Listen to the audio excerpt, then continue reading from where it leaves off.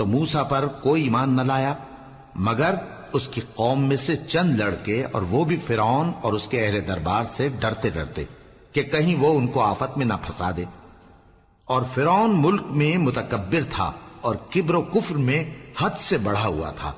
और मूसा ने कहा कि भाइयों, अगर तुम अल्लाह पर ईमान लाए हो तो अगर दिल से फर्माबरदार हो तो उसी पर भरोसा रखो। बस वो बोले कि हम अल्लाह ही पर भरोसा रखते हैं।